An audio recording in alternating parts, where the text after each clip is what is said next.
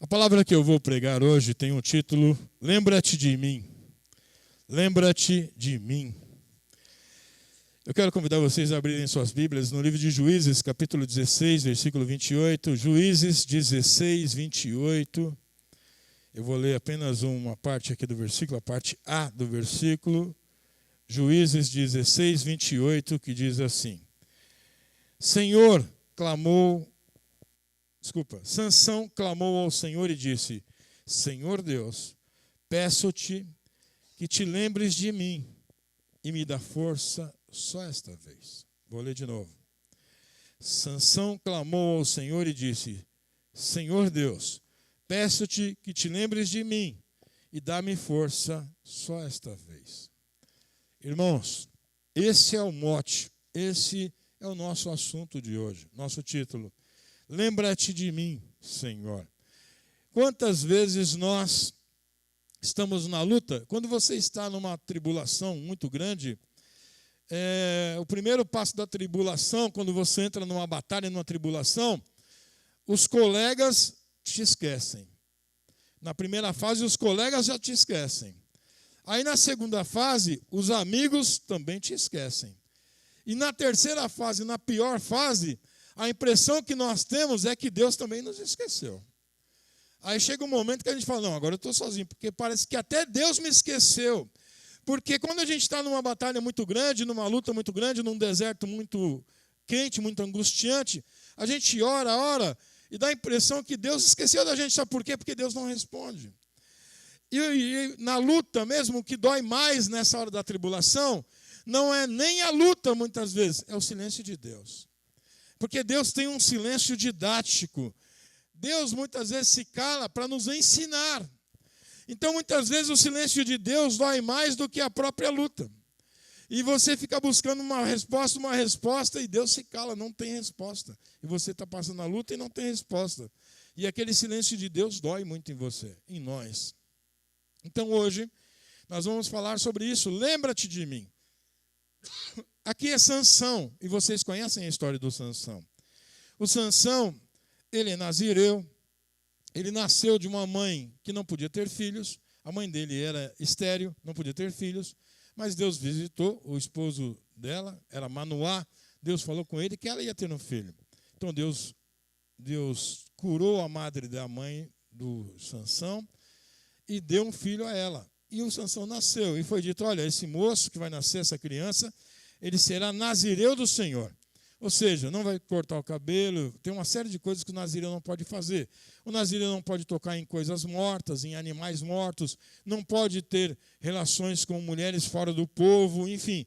O nazireu é uma espécie de separado, é uma espécie de santo, porque a palavra santo no hebraico significa separado.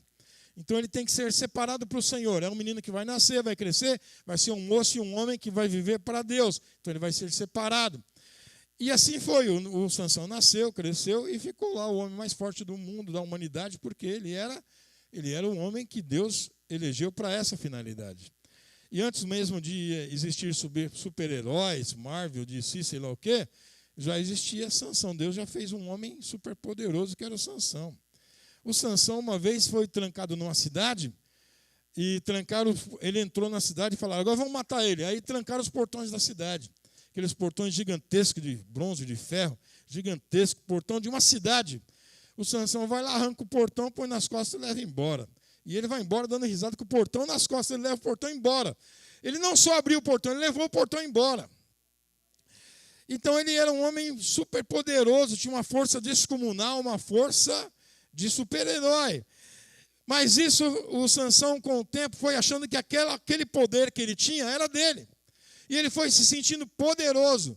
O correto do Sansão é: eu tenho um poder, mas não é meu, é de um Deus poderoso que pôs esse poder em mim.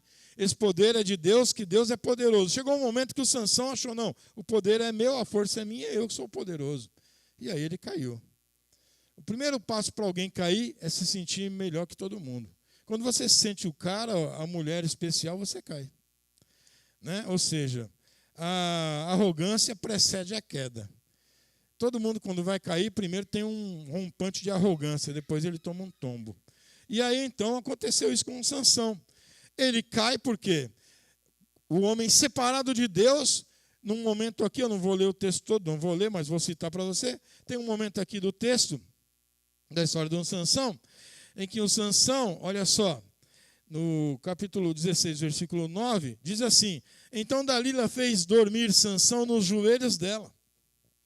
O homem de Deus, o homem que era para ser um homem separado para Deus, um homem santo de Deus, nesse momento está deitado no joelho de uma prostituta e dormindo. Olha onde o homem de Deus está, deitado no joelho de uma prostituta. Ele não podia estar lá, ele era um homem de Deus, ele não devia estar lá, mas ele se perdeu, ele achou que ele que era o importante, achou que ele que era o poderoso. Então ele foi parar lá no joelho de uma prostituta, deitado lá. E lá, Deus permitiu que ele caísse. Lá ele ficou. Porque no joelho daquela prostituta ele teve o seu cabelo cortado, ele foi preso pelos filisteus, depois ele foi aprisionado, depois ele teve os olhos furados, e ele perdeu a força, cortaram o seu cabelo, ele ficou fraco e ficou amarrado, virando uma moinha, que é o serviço de um jumento, de um jegue. Ou seja, amarraram uma madeira, uma cangalha no pescoço dele, puseram ele numa madeira, e ele ficava rodando assim, rodando, e aquela roda ia moendo os grãos. Então esse trabalho era feito com animal. E os filisteus puseram ele para fazer. Fica rodando aí a cangalha, fica rodando aí a pedra de mó. E ele fez isso. E ali rodando aquela pedra, como um animal, como um jumento, e cego, porque os seus olhos foram furados, ele então, o cabelo dele volta a crescer. Aí que está o poder, as pessoas falam, o poder do Sansão era no cabelo. Não. O cabelo dele cresceu depois, mas a força não voltou mais. Porque o poder não estava no cabelo. O cabelo era o último símbolo que ele ainda mantinha do nazirado dele. Era o último símbolo. Mas quando cortou, ele perdeu o último símbolo. E diz o texto ainda a coisa mais triste. Um dos versículos, a Bíblia tem alguns versículos muito tristes. Um dos versículos tristes que a Bíblia tem é esse daqui. Esse versículo aqui é muito angustiante, porque ele diz assim, olha só, ele estava deitado nos joelhos da Dalila, e tendo chamado um homem, mandou raspar-lhe 7 tranças da sua cabeça, e passou a subjugá-lo, e retirou-se dele à força. E disse ela, os filisteus vêm sobre ti, Sansão. Tendo ele despertado do seu sono, disse consigo mesmo, olha só o que ele pensou, quando ele acordou, ele pensou, sairei ainda esta vez como das outras e me livrarei. Porque antigamente os caras amarravam ele quebrava. Tudo que ele fazia, tudo que faziam, ele se livrava. Aí quando ele estava deitado no joelho dormindo no joelho da Dalila, vem um homem, ela cortou as 7 tranças dele, ele falou, vem aí os filisteus. Ele falou, agora eu vou levantar aqui, vou bater em todo mundo e vou continuar como eu sempre fui. Eu sou o cara. Só que olha só o que aconteceu. Quando ele se levantou, diz o texto, porque ele não sabia que já o Senhor se tinha retirado dele. Deus não estava mais com Sansão. Aí ele se levantou achando que era um super-herói, mas quando ele foi fazer alguma coisa, ele viu que ele era só um homem, não tinha força nenhuma mais. Porque a força que ele tinha não estava nos músculos dele, muito menos nos cabelos dele, estava no Senhor, no Espírito de Deus nele. Mas o Espírito de Deus saiu dele, porque ele fez tanta coisa errada, se afastou tanto de Deus, que o Espírito Santo disse, daqui para frente você vai sozinho. E aí ele foi preso. Mas para resumir, quando ele está na prisão, chega o dia da festa dos filisteus, onde eles vão adorar o seu deus Dagon, que é um deus peixe. A palavra Dag em hebraico significa peixe, Dag, e Dagon é um deus em forma de peixe, cabeça de peixe. Então vamos adorar a Dagon, levaram para o templo de Dagon, todo mundo se reuniu lá, a elite dos filisteus, e pôs lá em Gaza, pôs lá o Sansão para eles darem risada, porque o Sansão era o troféu deles. O troféu dos filisteus era Sansão, pôs ele lá para zombar da cara dele, para rir dele, ele agora cego, fraco, todo detonado, todo quebrado, então ele fica cego ali, aí ele pede para o moço, me coloque aí numa coluna para mim poder me apoiar. Colocou ele numa coluna, ele ficou ali apoiado.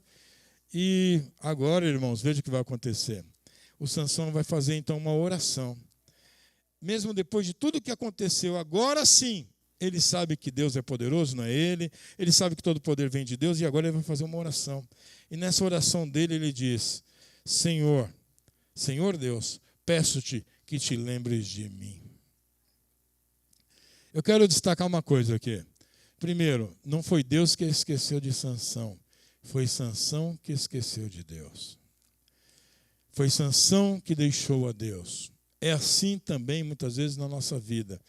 Deus não esquece de nós. Nós esquecemos de Deus. Deus não nos deixa, nós deixamos Deus. Nós abandonamos a Deus. E o Sansão diz, Senhor, lembra-te de mim. Lembra-te de mim. E aí, irmãos, a resposta qual será? Deus vai se lembrar dele ou não? Deus vai atender o pedido dele ou não? Quando você pede ao Senhor, lembra-te de mim, na situação que você está. Não quero dizer que você esteja como Sansão, que você está lá esquecido por pecado, não. Talvez pela própria luta, pelo problema, talvez você se sinta esquecido por Deus, esquecido pelos amigos, pelos parentes, e você se sente só. E você também ora e diz, Senhor, lembra-te de mim. Eu quero mostrar poucos personagens, vou mostrar só 2 pelo menos, além do Sansão, que Deus, 3 ou 4 coisas onde Deus se lembra das pessoas, onde as pessoas pedem para Deus se lembrar delas. Olha só, Sara. Sara era uma mulher estéril, ela era mulher de Abraão, e ela não podia ter filhos.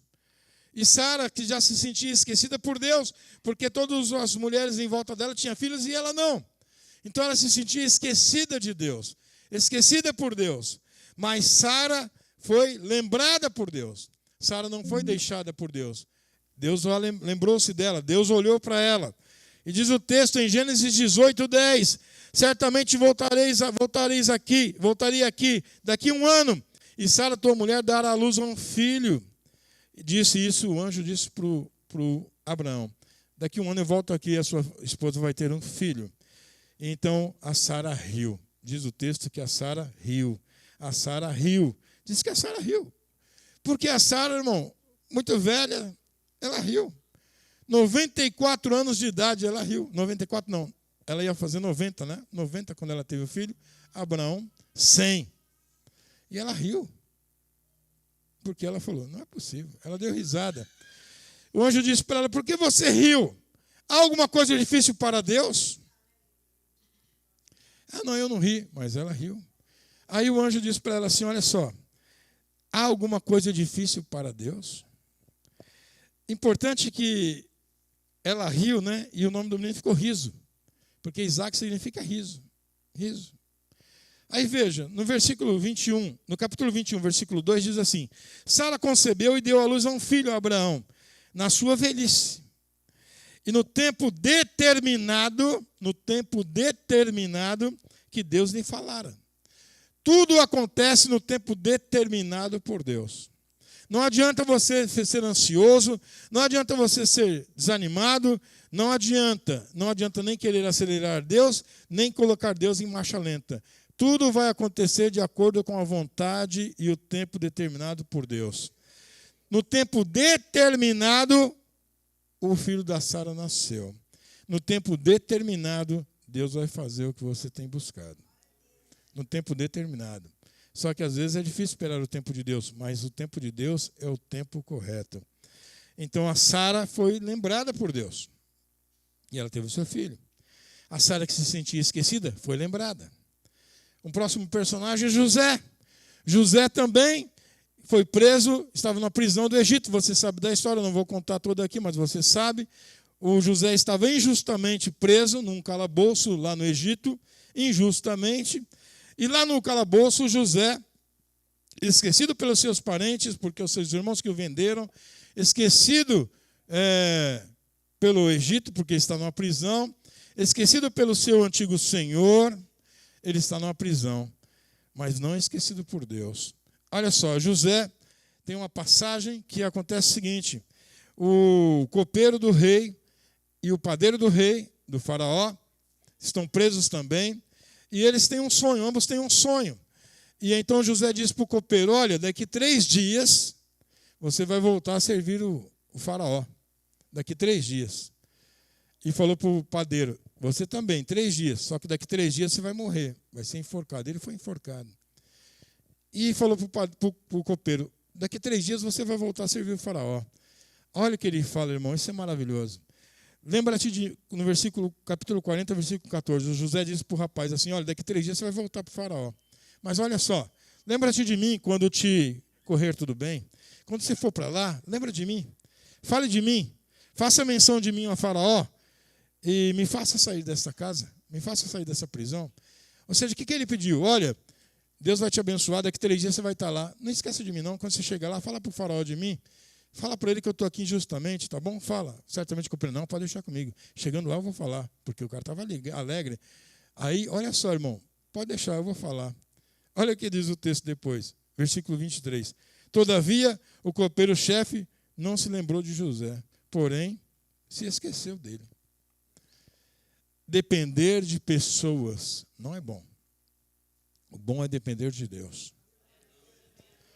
Pessoas nos esquecem. Deus nunca esquece. O cara foi o canal da bênção para o copeiro, né? Puxa, Deus falou, aconteceu. Só que o cara chegou tão empolgado lá para voltar para o faraó que ele esqueceu. Ainda mais que o outro morreu, né? O outro morreu e ele voltou.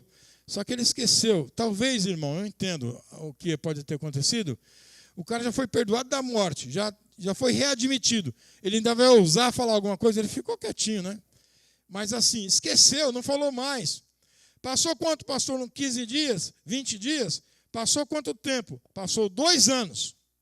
2 anos. Depois de 2 anos que o copeiro já estava lá e o José na cadeia, ainda 2 anos depois, o faraó teve um sonho. Aí no sonho do faraó, ninguém resolveu. Chamou todos os mestres lá, os homens que tinham sonhos, e nada, ninguém entendeu nada, ninguém deu a resposta. Aí o copeiro entrou em ação. Então o faraó mandou, o copeiro vai e fala, olha, faraó, quando o meu senhor está virado comigo e me colocou na cadeia, lá na masmorra, um moço hebreu interpretou um sonho que eu tive e aconteceu exatamente como ele falou. Assim como também o padeiro também interpretou e depois de 3 dias ele morreu. Esse moço hebreu interpreta os sonhos e do jeito que ele fala, acontece. Aí sim, ele interviu. Aí o faraó diz, então manda chamar. Mandou chamar José. Então o faraó mandou chamar a José e o fizeram sair da prisão, sair da masmorra. Ele se barbeou, mudou de roupa e apresentou-se a faraó. 2 anos depois. Mas Deus não se esqueceu de José. Deus não esqueceu de José na prisão. Olha só o cenário. Deus não esqueceu da Sara, que não tinha filhos. Deus se lembrou dela e ela teve um filho. Deus não esqueceu de José na prisão, mas mandou chamá-lo. E aí você sabe que o José virou o primeiro ministro do Egito, ou seja, depois do faraó, ele que mandava. Mais uma vez, Deus não vai se esquecer. Agora, no livro de Êxodo, Deus vai se lembrar do povo de Israel. Ele chama Moisés e diz, certamente vi a aflição do meu povo, que está no Egito, e ouvi o seu clamor, e por causa dos seus exatores. Eu sei, o meu povo está passando por lutas, eu sei, eu tenho visto, eu conheço. Deus não esqueceu do povo, que já estava há 400 anos como escravo. 430 mais 400 como escravo. Deus também não se esqueceu do povo e disse, eu tenho visto o meu povo, sei como eles estão sofrendo, por isso nós vamos lá tirá-lo do Egito. Nós vamos tirá-lo do Egito. Deus se lembrou do povo e vai tirar o povo da escravidão. O próximo personagem, Ana. Ana também não tinha filhos, era uma mulher estéril.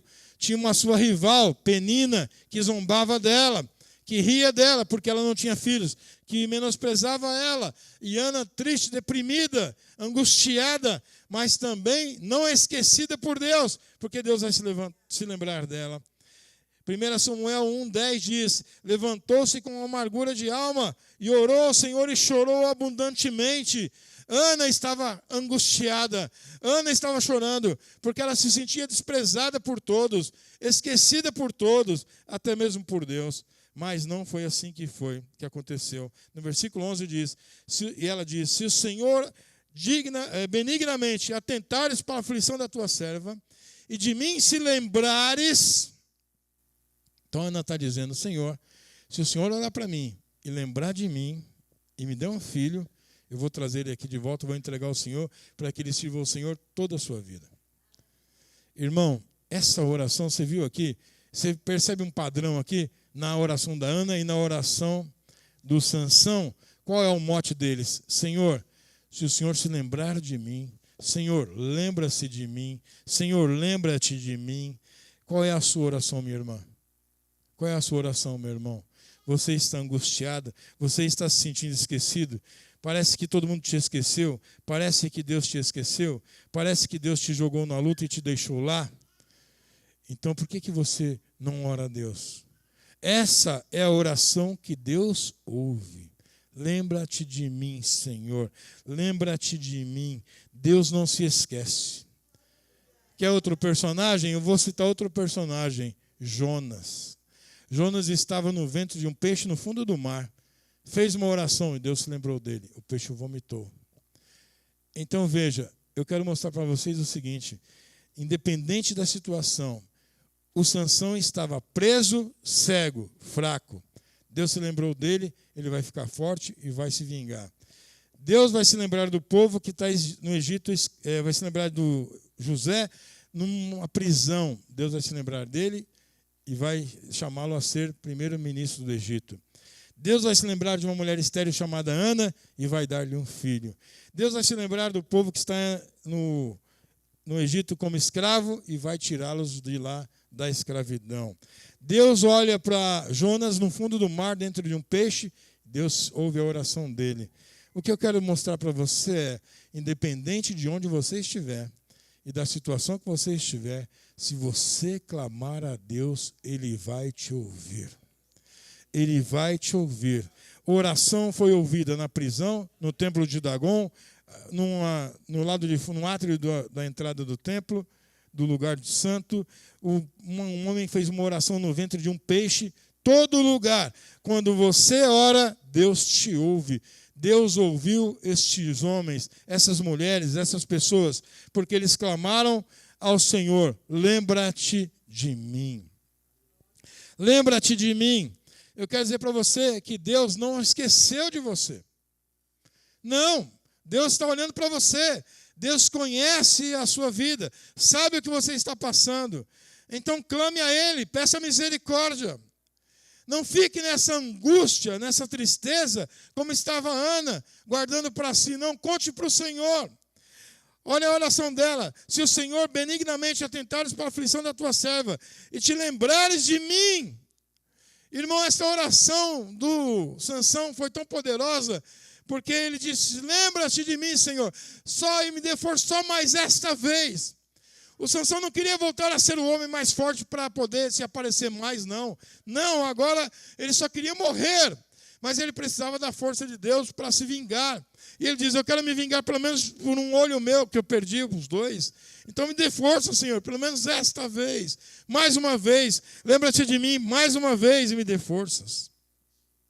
Irmãos, quantas vezes a gente, na nossa vida, parece que está tudo fechado, as portas. E você sabe que é assim quando você passa pela luta, você sabe? Quando você sabe que está numa luta forte, é assim: tudo que dá certo para todo mundo, para você dá errado. Tudo que é fácil para todo mundo, para você é difícil. Por exemplo, quando você está na luta, tudo que é simples dá errado. Então, vamos supor, seu bilhete único, você vai lá, todo mundo usa o bilhete único, vai lá, passa no ônibus normal. Aí você está naquela aprovação tremenda, você não tem dinheiro nem de condução. Aí você arruma um dinheirinho e vai lá, colocar crédito no seu bilhete, você coloca. Aí quando você vai passar, não passa. Dá problema no cartão.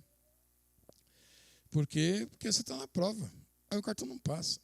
Aí você tem que fazer outra coisa, humilhação, você tem que ir atrás, você não tem dinheiro. Aí você vai passar na catraca, o bilhete não passa, você pôs o único dinheiro que você tinha de crédito, e o bilhete não lê, e você não tem dinheiro, e fica aquela humilhação, desce por trás, pede para o cobrador, agora tem que ir atrás do bilhete. Tudo que é simples, passa a não dar certo também.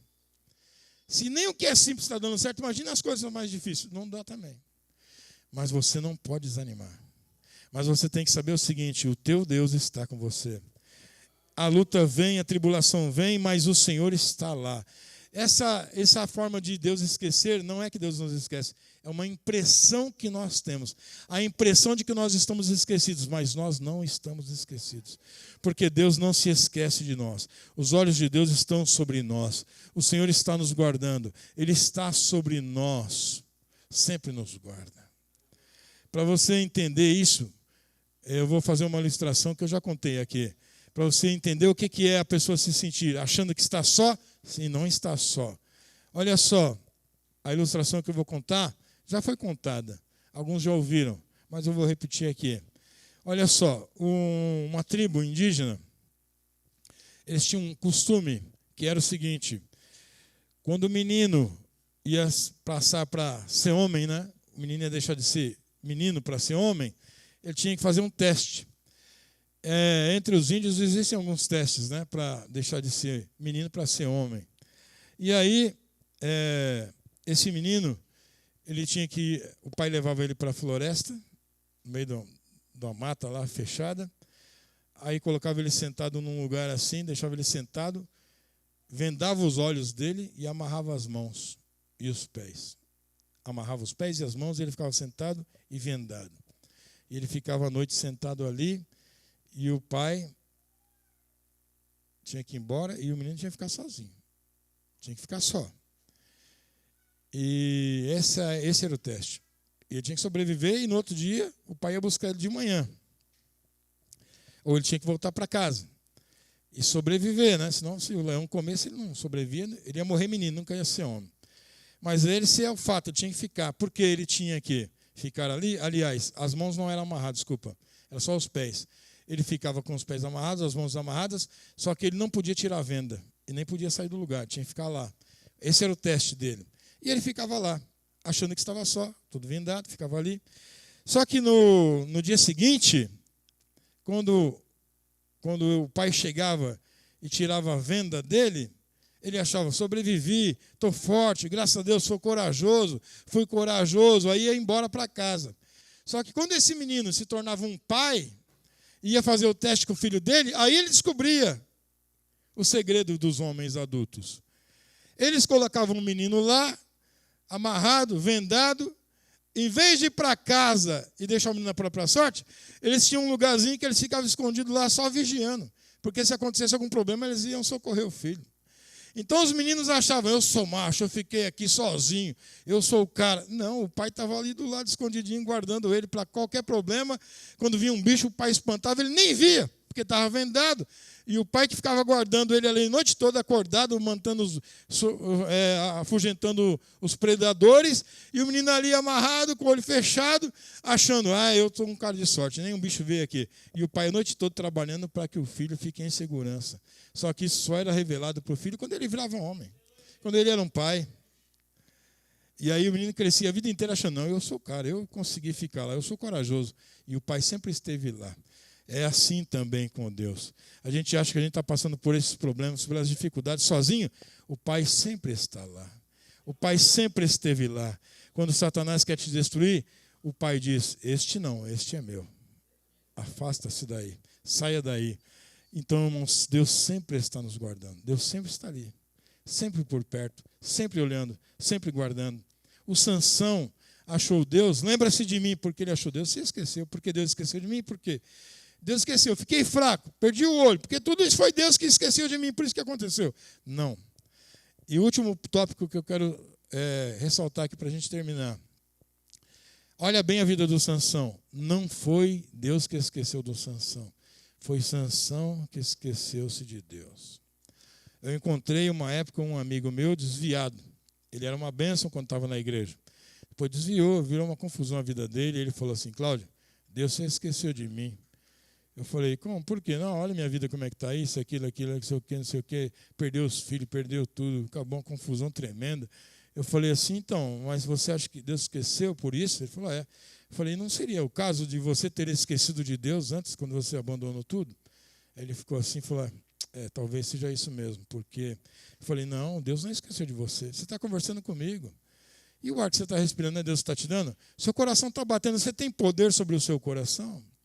Não, quem está ordenando o seu coração bater? Deus. Então Deus não esqueceu de você, não. Agora, quem esqueceu foi você. Agora, lembra de Deus e volta para Ele.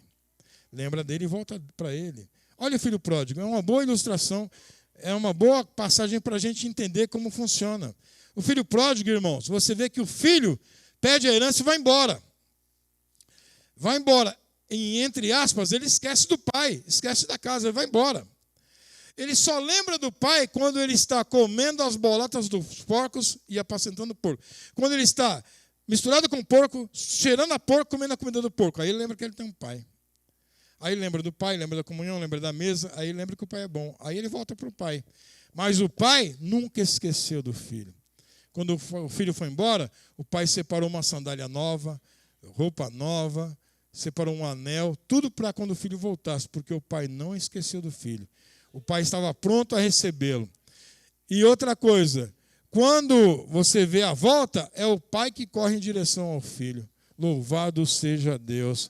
Deus não esquece, Deus não te esqueceu.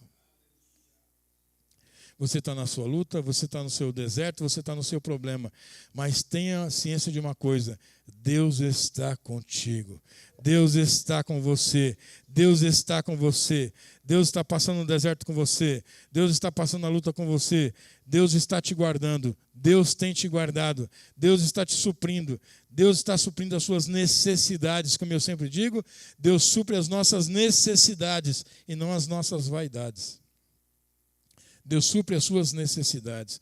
Então, assim como Deus foi com José, assim como ele foi com Ana, assim como ele foi com o povo de Israel, assim como ele foi com Sansão, assim como ele foi com Jonas, Deus também é com você. E ele cuida de você. E ele zela por você. Não é? Essa semana eu estava orando e na minha oração me veio as irmãs aqui da igreja, porque aqui na igreja tem algumas irmãs que são sós, né? São sozinhas. E aí eu orando pelos irmãos, orando, eu me lembrei dessas irmãs que são sós.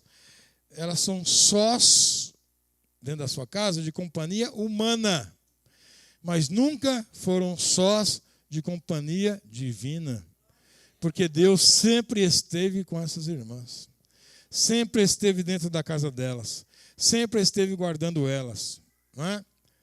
Então, irmãos, essas irmãs são guardadas pelo Senhor. E aí o cuidado de Deus é muito maior por elas do que por nós, porque elas estão lá, Deus está sempre com elas. Elas nunca ficam sozinhas, porque o Senhor está guardando, o Senhor está zelando, né? Eu fico pensando, puxa, se eu fosse sozinho, eu ia me sentir muito solitário, uma solidão. E aí você vê uma irmã que mora sozinha e fala: irmã, você não é solitária? Não, não é. Por quê? Porque ela nunca está sozinha. Ela tem a companhia de Deus, ela tem a companhia do Senhor. Amém? Então ela está ali sempre sendo acompanhada pelo Senhor, e quem anda com o Senhor não se sente só. Quem anda com Deus não se sente solitário. Aliás, tem gente que tem uma casa cheia de gente e se sente solitário. Porque às vezes você mora numa casa com um monte de parente brigado com todo mundo, você continua sozinho. Não é? Então, irmãos, que Deus nos abençoe. Que Deus abençoe a sua vida. O Senhor está com você. Quando você orar, essa é a oração que Deus ouve. A oração que Deus ouve, as orações que Deus ouve, via de regra, são orações curtas. Essa é uma oração que Deus ouve, uma oração curta. Olha a oração. Olha a oração. Senhor Deus, peço-te que te lembres de mim e dá-me força, só esta vez. Ó Deus, para que me vingue dos filisteus, ao menos por um dos meus olhos. Acabou a oração. Acabou. Só essa oração. Diz o texto: abraçou Sansão com uma das colunas do meio, em que sustinha a casa, fez força sobre elas, e com a mão direita e com a outra a mão esquerda, e disse: morra eu com os filisteus. Inclinou-se com força e a casa caiu sobre eles. Então a força do Senhor veio. Ele fez uma oração e Deus ouviu na mesma hora. Foi uma oração que Deus ouviu. Amém? Então, irmãos, essa é a oração que Deus ouve. Não precisa ser uma oração longa, não. A oração da Ana: Senhor, se benignamente me atentares a mim e lembrares de mim e me deres um filho varão, eu o entregarei ao Senhor para que ele sirva a ti na tua presença toda a sua vida. Uma oração curta, 3 linhas, Deus ouviu. E às vezes a gente quer fazer oração longa, e aí chega um momento que você está orando, não sabe nem o que está falando mais, confunde a mente, mas uma oração curta. É a oração que Deus ouve. Amém? Então que Deus nos abençoe, que Deus nos ajude. Olha só, eu vou fazer menção de uma outra oração aqui. Olha só, a oração do Jonas. Eu vou destacar uma parte aqui do que Jonas fala ao Senhor. Ele diz assim, olha só: capítulo 2 do livro de Jonas. Na minha angústia, clamei ao Senhor, e Ele me respondeu. Do ventre do abismo gritei, e tu ouviste a minha voz. Quando ele fala isso aqui, olha, está citando aqui um salmo de Davi. Do ventre, né, da profundeza, na minha angústia clamei ao Senhor, e Ele me ouviu. Aí ele vai dizer, pois tu me lançaste no profundo e no coração dos mares. Lá depois ele vai dizer, eu estou lançado diante dos meus olhos e tornarei, porventura, a ver o teu santo templo. Na oração ele está dizendo, Senhor, eu acredito que eu ainda vou ver o teu santo templo. Eu vou sair daqui, não vou ficar aqui. Quando a gente fala do Jonas, irmãos, é interessante, porque a gente fala, o Jonas estava no ventre de um peixe. Parece uma coisa normal, né? Vamos viajar no ventre do peixe. Isso não existe. É um submarino natural. Imagina o peixe engolir o Jonas. Você acha que eu vejo alguns desenhos aí do Jonas, né, esses desenhos de criança aí. Eu vi até um desenho de uma criança, esses desenhos desses hinos de criança. O Jonas sentado assim dentro do peixe com uma fogueirinha, dentro do peixe. Ele fez uma fogueira dentro do peixe. O Jonas sentado assim. Não, irmão, imagine. O cara tá misturado com um monte de comida. Peixe, irmão. Quem compra peixe, sabe, quando você vai na feira, a banca fedida é a do peixe. Peixe é uma coisa mal cheirosa. Aí o cara foi engolido por um peixe, está lá dentro, todo melado, misturado com aquela comida do peixe.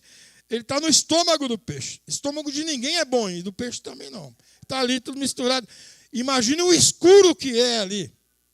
Porque está dentro de um bicho. E ainda no fundo do mar, e os barulhos, o som, nada. O fundo do oceano é um silêncio total. Isso é dentro de um peixe. Irmão, o cara estava praticamente no inferno.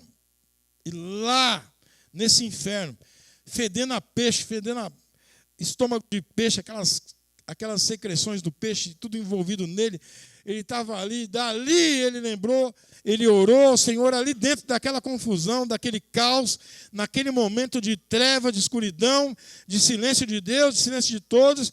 Ele ora a Deus e pede a Deus misericórdia. E ele fala, as águas me cercaram até a morte, até a alma, os abismos me engoliram e rodearam na minha cabeça. Eu desci aos fundamentos da terra, desci e os ferrolhos da terra correram sobre mim. Ele está angustiado. E ele continua. Quando dentro de mim desfalecia a minha alma, eu me lembrei do Senhor. Isso é a chave. Aí ele fala, eu me lembrei do Senhor. Aqui, irmão, perceba, ele não fala, Deus lembra de mim, ele diz, quando tudo isso aconteceu, quando eu vi que eu estava ali naquele lugar, a terra em cima de mim, aquele água toda, eu dentro aquele inferno onde eu estava, eu me lembrei do Senhor. Eu me lembrei do Senhor. Eu me lembrei do Senhor. Aí ele diz, e subiu a ti a minha oração. Aí ele orou a Deus, nessa confusão toda. Louvado seja Deus. Irmãos, em nome do Senhor Jesus. Olha só. Ele diz assim, ao Senhor pertence a salvação. Falou, pois, o Senhor ao peixe, e este vomitou a Jonas na terra. Falou o Senhor ao peixe. Como é que Deus fala com o peixe? Como é que um peixe entende Deus e nós não?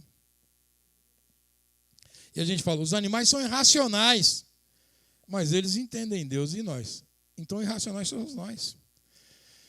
Então, o Senhor falou para o peixe vomitar, o peixe foi lá e levou Jonas e entregou na praia. Mas ele estava dentro do peixe desse, e Deus estava olhando para ele e ele disse, eu me lembrei do Senhor. Quantas vezes, irmão, para a gente encerrar, não espere um peixe te engolir e você ficar no fundo do mar para você se lembrar de Deus, não. Ande na presença de Deus. Não se afaste de Deus. Obedeça à voz de Deus. O Jonas foi parar no fundo do mar, dentro de um peixe, porque ele desobedeceu a Deus. Não desobedeça a Deus.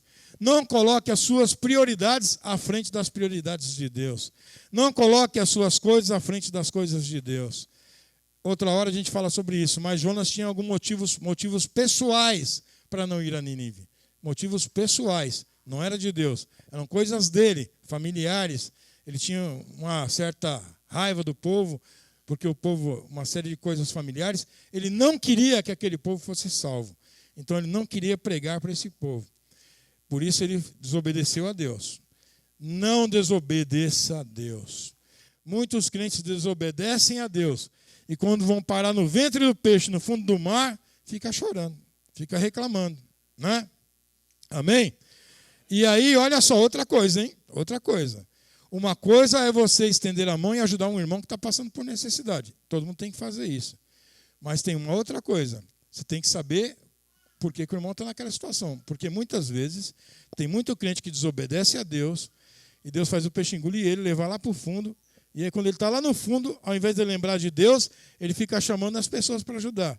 Aí você vai ajudar essa pessoa, você está lá no fundo do mar, dentro do peixe, junto com ele. E aí você acaba comprando uma briga que não é sua e sofre junto com ele. Porque o que tem que acontecer? Ele tem que estar lá para lembrar de Deus, para clamar a Deus, não as pessoas. Amém? Que Deus nos abençoe em nome de Jesus.